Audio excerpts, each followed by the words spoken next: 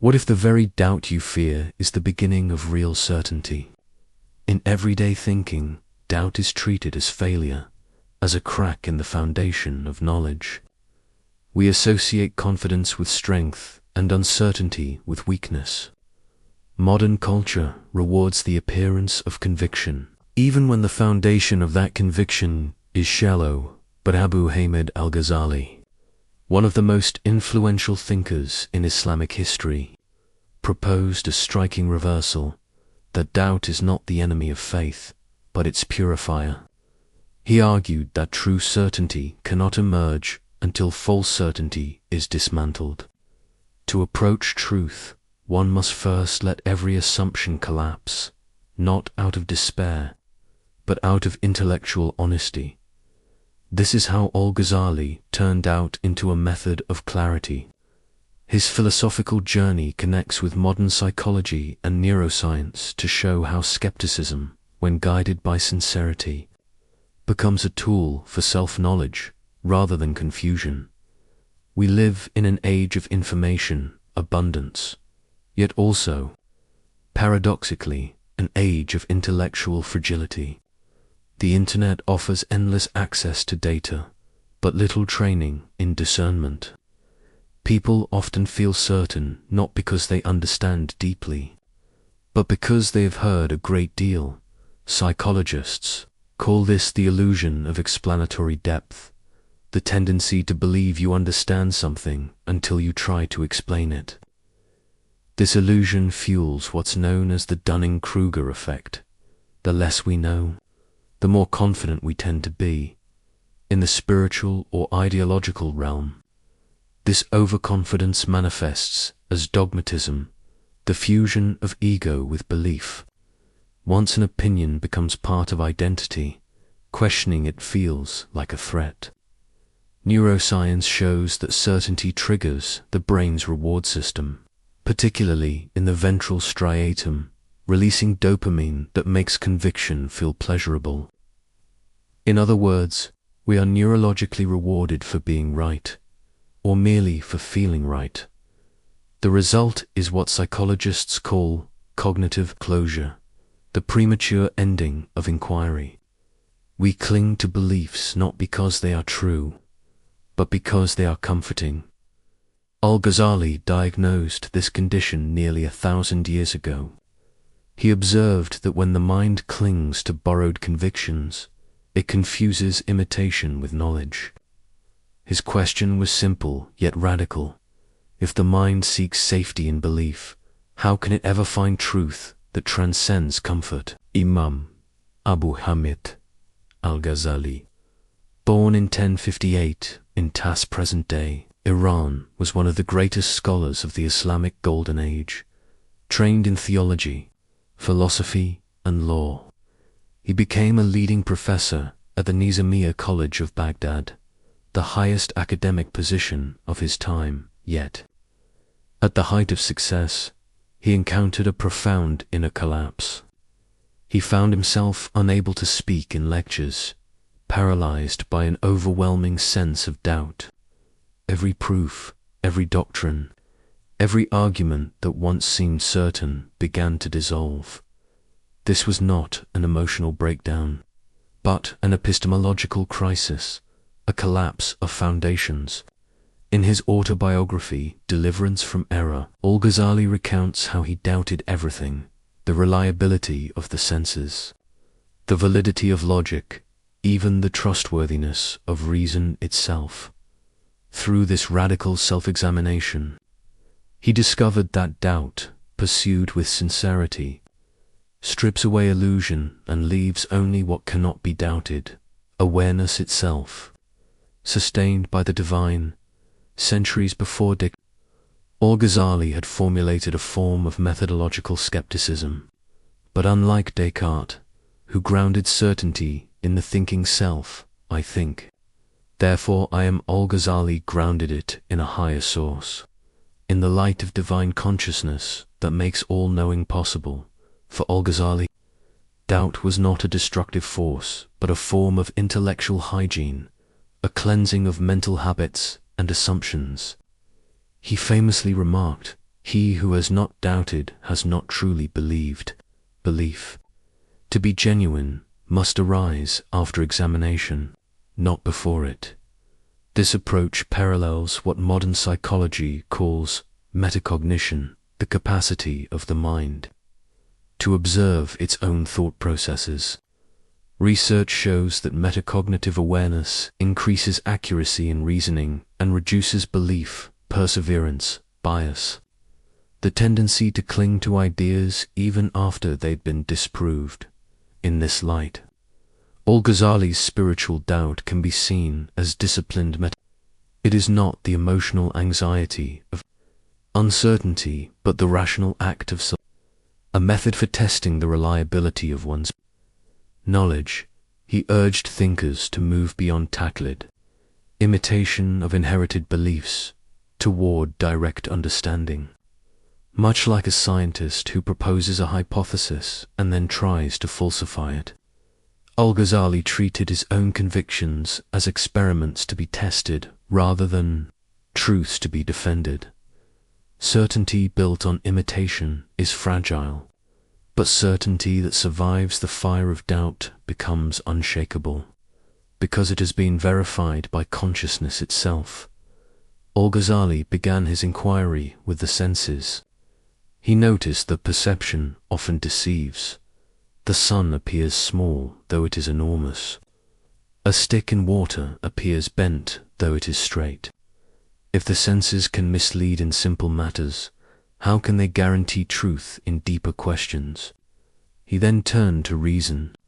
Logic, he observed, depends on premises, assumptions, accepted without proof. But if those premises are uncertain, how can the conclusions be absolute? In modern cognitive science, this insight aligns with the predictive processing model. According to this theory, the brain doesn't passively receive the world. It actively constructs it through prior assumptions, what neuroscientists call priors. Perception, then, is interpretation, not direct contact with reality.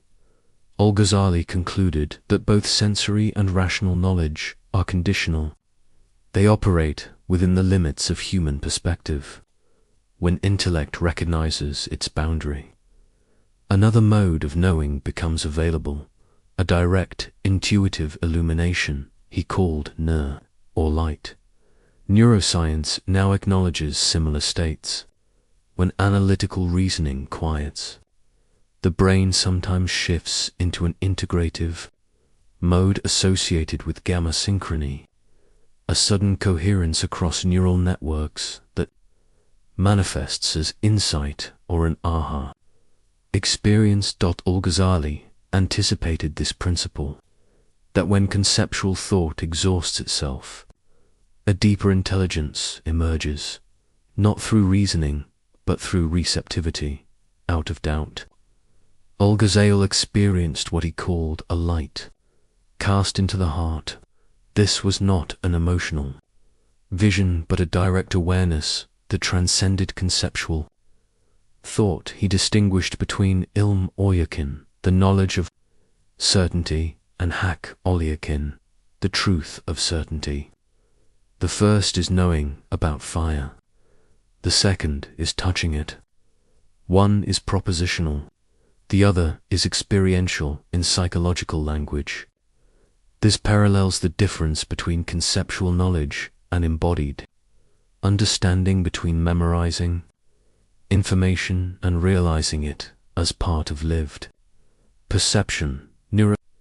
Studies of insight show that sudden comprehension often arises not from linear reasoning, but from a holistic reorganization of information, what researchers call neural binding.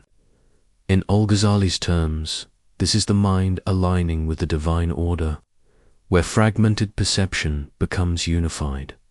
For him, this illumination was not self-generated. It was a disclosure of reality by the real al-haq. True certainty, therefore, is not something the intellect achieves. It is something awareness receives once it has been cleansed of false confidence. It's important to clarify that, Al-Ghazali's doubt is not the same as modern skepticism, which often ends in relativism or nihilism, where nihilism says, "Nothing can be known." Al-Ghazali says, "Doubt everything to know what cannot be doubted." His skepticism was methodological, not existential. It was a ladder to be climbed and then discarded once higher clarity was reached. He used doubt as a tool, not as a worldview. In that sense, his approach resembles what psychologists now call epistemic humility, the capacity to recognize uncertainty without paralysis.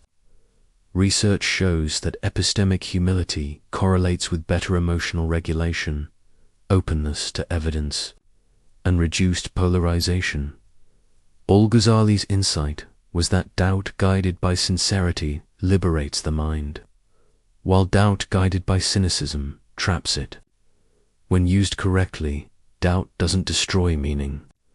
It restores it by clearing the distortions of assumption.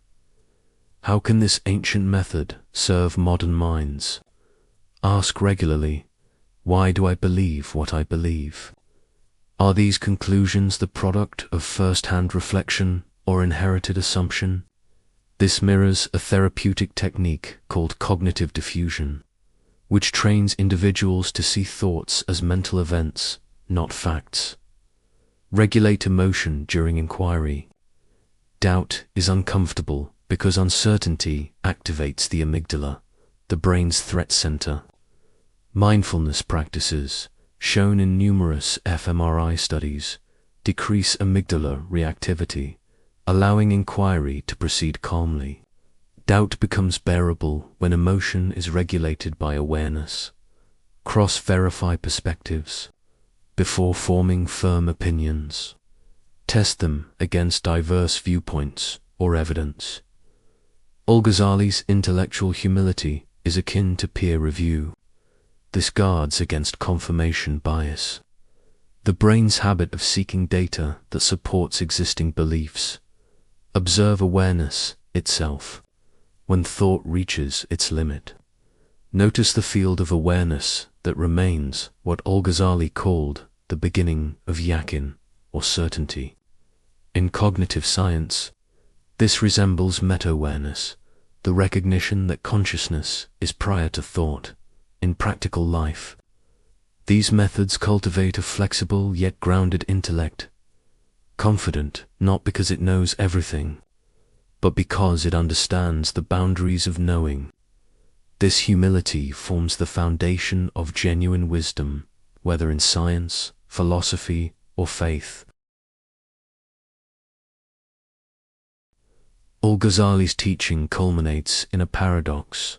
Certainty is not born from accumulation, but from purification. Doubt, when used wisely, is not chaos but clarity in disguise. He described the journey as a progression, imitation, doubt, investigation, illumination, certainty.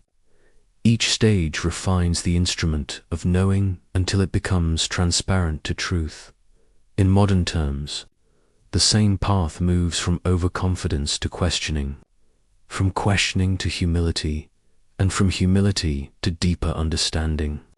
The process is both intellectual and psychological. It replaces defensive belief with open awareness. Certainty without doubt is blindness. Doubt without certainty is despair. Between them lies wisdom, a balanced mind that is firm in truth but free of arrogance. To doubt sincerely is not to lose faith. It is to make faith intelligent, and perhaps, as Al-Ghazali discovered, the only certainty worth having is the one that survives the honest fire of doubt.